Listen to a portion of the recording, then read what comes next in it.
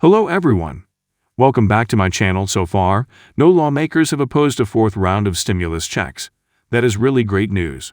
There is definitely progress being made. House Speaker Nancy Pelosi's office recently published a series of blog posts. The posts showcase positive news coverage of the $1.9 trillion stimulus relief plan. Lawmakers are now seeing the great impact stimulus checks have on struggling Americans right now. If data is showing that another round of stimulus payments will help the U.S. economy recover, it is likely that Democratic and Republican lawmakers will want to pass more relief soon. President Joe Biden's American Rescue Plan was signed into law on March 11. The relief bill did not pass with any Republican support at all. This Saturday, House Speaker Pelosi's office said in a blog post, "Republicans are desperately trying to change the subject, but American Rescue Plan relief is front-page news across Republican-held congressional districts. It is clear that millions of Americans are benefiting from the third round of stimulus checks. Before the third stimulus relief package was passed, many Republican lawmakers opposed a third round of stimulus payments, claiming Americans did not need any more relief. A grand total of 159 million third stimulus payments have been sent out from the IRS since March 11. But many Americans will continue to financially struggle if lawmakers do not pass more relief soon. According to U.S. Census Bureau data collected in March 2021, nearly 30% of Americans came up short when trying to cover household expenses. Direct stimulus payments have helped suppress poverty in the U.S. In fact, a report from the Urban Brookings Tax Policy Center has shown that a fourth stimulus check alone would help about 7 million Americans out poverty in 2021.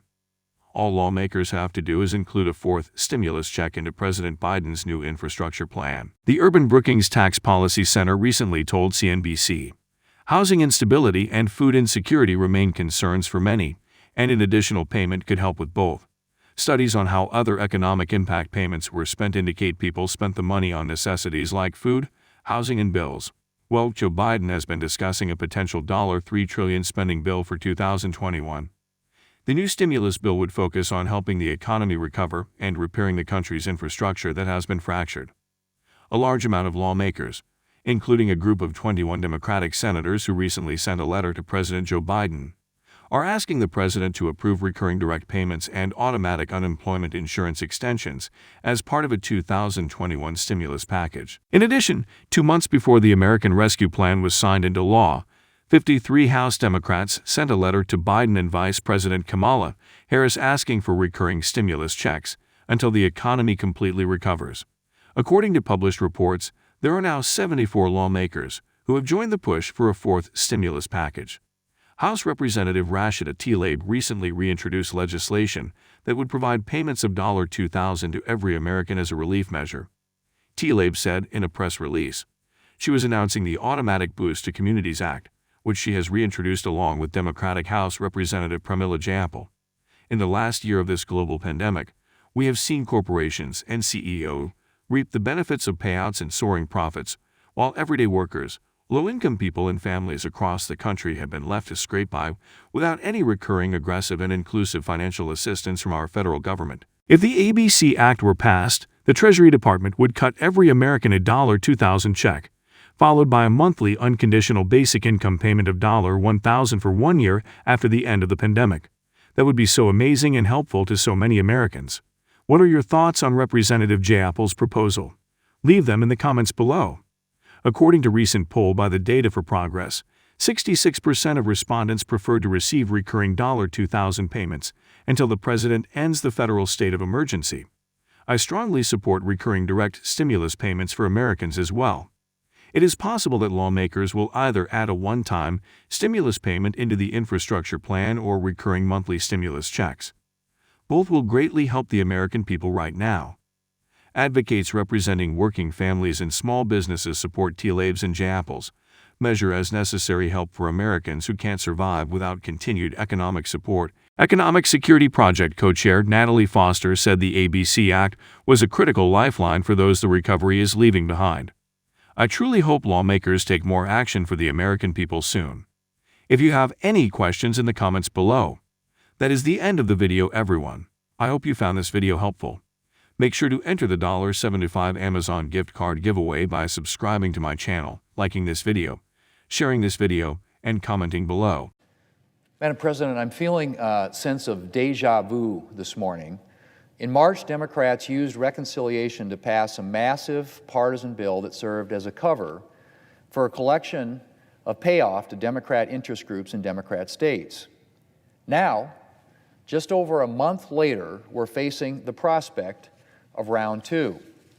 Democrats are once again looking at reconciliation to pass a massive partisan piece of legislation that serves to cover a long wish list of liberal priorities. The subject this time, of course, is infrastructure. Like COVID relief, a subject that Republicans are very ready to tackle. But just like with their COVID bill, Democrats aren't showing a lot of interest in bipartisan cooperation. Once again, their message seems to be, go along with everything we want or be completely excluded from any part of this bill. Mr. President, or Madam President, I should say, as I said, Republicans would be happy to take up infrastructure legislation. Our nation is overdue for additional infrastructure investment. But an infrastructure bill should be focused on actual infrastructure. Roads, bridges, airports, waterways, digital infrastructure like broadband. Democrats have some of that in their bill, but they also have been very busy expanding the definition of infrastructure to include a whole host of Democrat priorities. One Democrat senator tweeted, and I quote, "Paid leave is infrastructure, child care is infrastructure, caregiving is infrastructure," end quote. Well, actually, Madam President, no, they are not.